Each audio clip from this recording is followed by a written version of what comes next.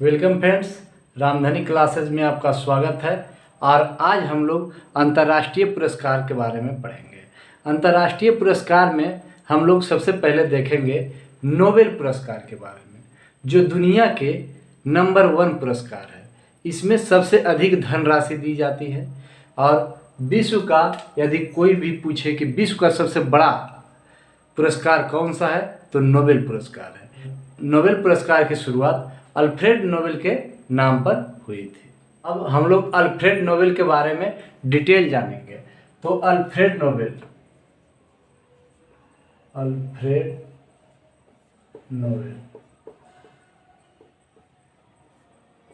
Alfred Nobel का जन्म कब हुआ, सबसे पहले इसी को देखते हैं।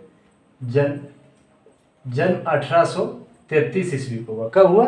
1833 ईस्वी को। कहाँ हुआ? स्वीडन में हुआ।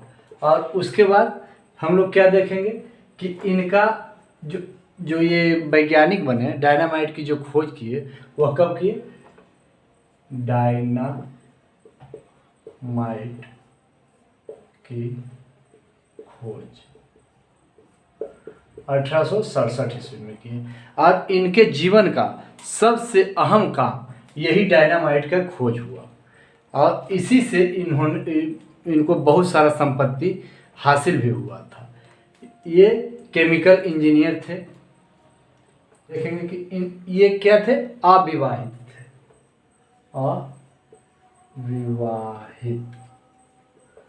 अब आप लोग जानते हैं कि जिनका विवाह नहीं होता है वह बहुत आगे की ओर जाते हैं, क्योंकि जिसका शादी हो गया वो समझ लीजिए कि बैक हो गया, और जिसका विवाह नहीं हुआ वो आगे हो गया। ठीक है। उसके बाद अब हम लोग देखेंगे कि शादीशुदा थे नहीं, तो जब शादीशुदा नहीं थे तो इनका संपत्ति का क्या होगा? तो इन्होंने अपार संपत्ति जमा कर लिए थे, तो अपने संपत्ति का एक वसीयतनामा तैयार किए और वसीयतनामा में उन्होंने लिखे, यह जो संपत्ति से ब्याज आए वह किसी भी व्यक्ति को, वह दुनिया के चाहे किसी भी कोने का हो, अगर मानव जाति के लिए कोई अच्छा कार्य किए तो उसे पुरस्कृत किया जाए। वही अल्फ्रेड नोबेल अपने वसीयतनामा में लिखे थे। तो इन्होंने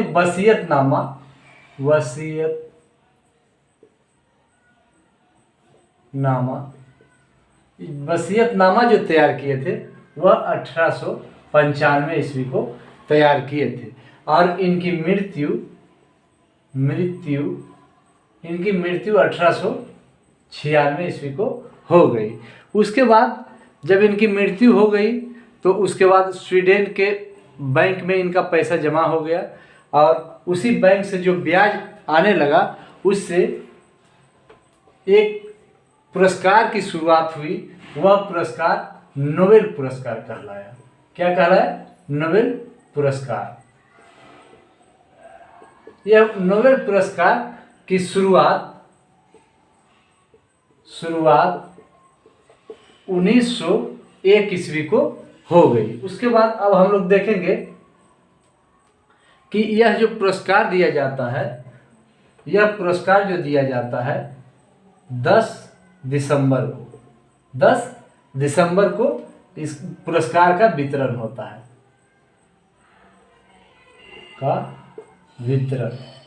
पुरस्कार का वितरण कब होता है? 10 दिसंबर को। उसके बाद अब हम लोग देखेंगे कि मरणोपरांत जो है यह पुरस्कार बंद कर दिया गया। मरणोपरांत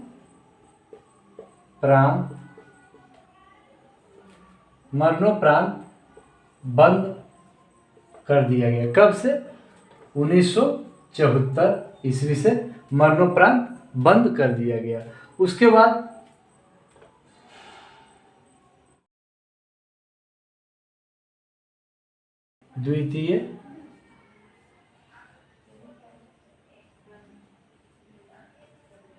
द्वितीय विश्व युद्ध के दौरान भी बंद किया गया था। कब? 1940 से 42 तक। 1940 से 42 तक भी यह पुरस्कार का वितरण नहीं हुआ, द्वितीय विश्व युद्ध के कारण स्थगित हो गया था। उसके बाद अब हम लोग देखेंगे कि नोबेल पुरस्कार जो दिया जाता है वह अभी वर्तमान में 6 क्षेत्रों में दिया जाता है, लेकिन पहले कितने क्षेत्रों में दिया जाता था? शुरुआती में 5 क्षेत्र में, 5 क्षेत्र में दिया जाता था। और वर्तमान में कुल क्षेत्र कितना हो गया? वर्तमान में कुल क्षेत्र 6 हो गया, 6 क्षेत्रों में। और यह कौन कौन सा क्षेत्र है इसको भी हम लोग देख लेंगे कि सबसे पहले फिजिक्स, केमिस्ट्री, बायो, ये तीनों याद रखना है। भौतिकी, उसके बाद रसायन, उसके बाद उसके बाद हम लोग देखेंगे कि शांति और साहित्य। इतना जो 5 क्षेत्र है इसको पहले दिया जाता था इस 5 क्षेत्र में। और उसके बाद अर्थशास्त्र, यह जो है अर्थशास्त्र के क्षेत्र में स्विस बैंक के 300वीं वर्षगांठ, कब? 300वीं वर्षगांठ पे, स्विस बैंक के 300वीं वर्षगांठ पे यह अर्थशास्त्र में नोबेल पुरस्कार की शुरुआत हुई थी। कब? 1967 में। इसकी शुरुआत 1967 ईस्वी में कर दी गई। और पहली बार अर्थशास्त्र में नोबेल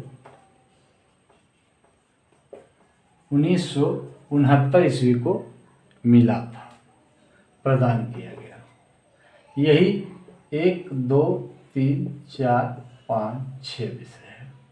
यह अवार्ड एक क्षेत्र में अधिकतम 3 व्यक्तियों को दिया जाता है। एक क्षेत्र में अधिकतम 3 व्यक्ति, अधिकतम 3 व्यक्ति को। और एक चीज में जान लेंगे कि मरणोपरांत जो 1974 ईस्वी के बाद बंद कर दिया गया था, वह अभी तक मरणोपरांत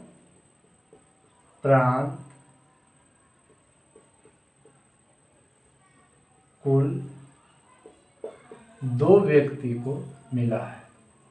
कितने व्यक्ति को मिला है? मरणोपरांत कुल 2 व्यक्तियों को मिला है। अब हम लोग भारत में किनको किनको नोबेल पुरस्कार मिला है इसके बारे में जानेंगे। तो भारत में नोबेल पुरस्कार,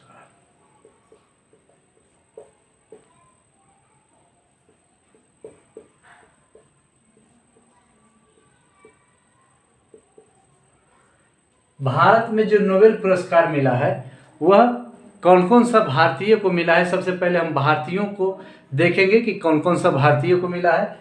तो सबसे पहले मिला है, आप लोग भी जानते हैं किसे मिला है, तो रविंद्रनाथ टैगोर।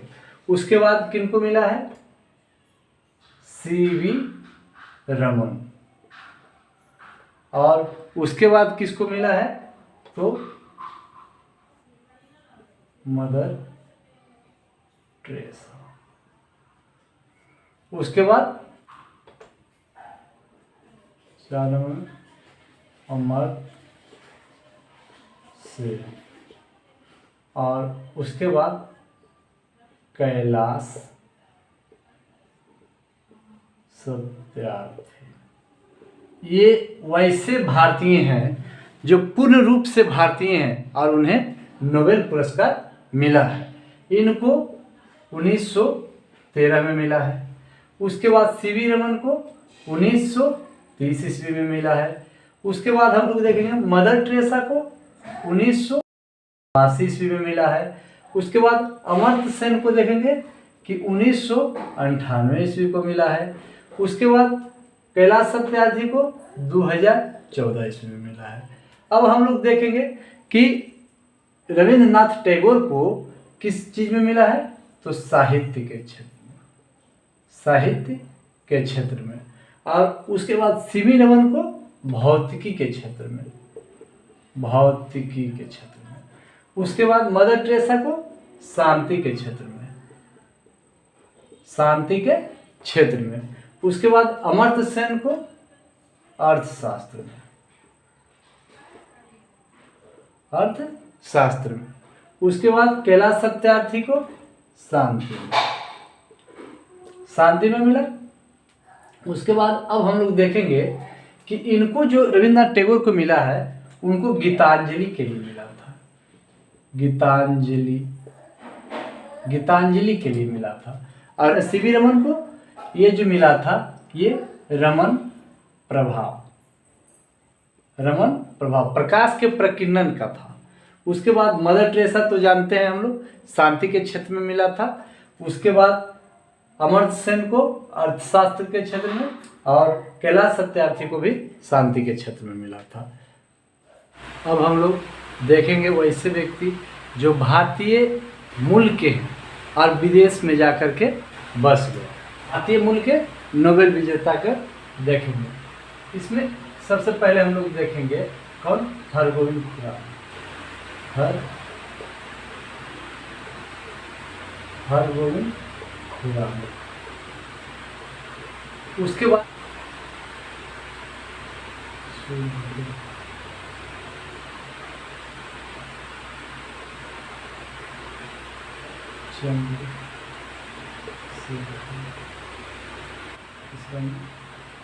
वेंकट रमन राम कृष्ण।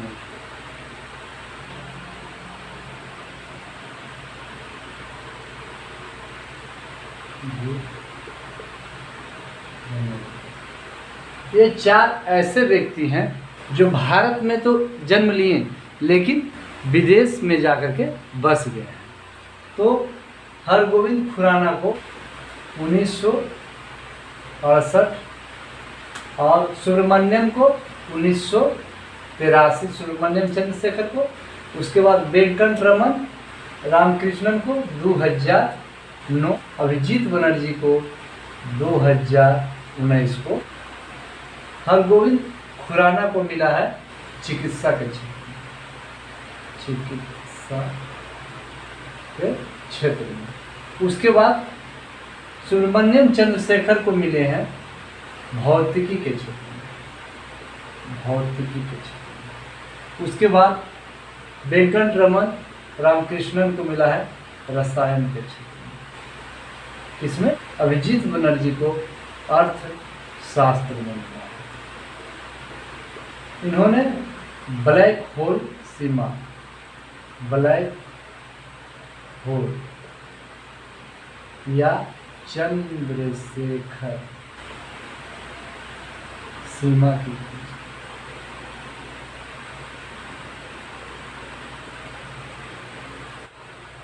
हम लोग एक व्यक्ति को और देख लेते हैं, दलाई लामा। दलाई लामा, इनका घर कहाँ है, तिब्बत, तिब्बत है। लेकिन इन्होंने भारत में आकर के शरण ले लिए और हिमाचल प्रदेश में रहते हैं। कहाँ शरण लिए, भारत में शरण लिए।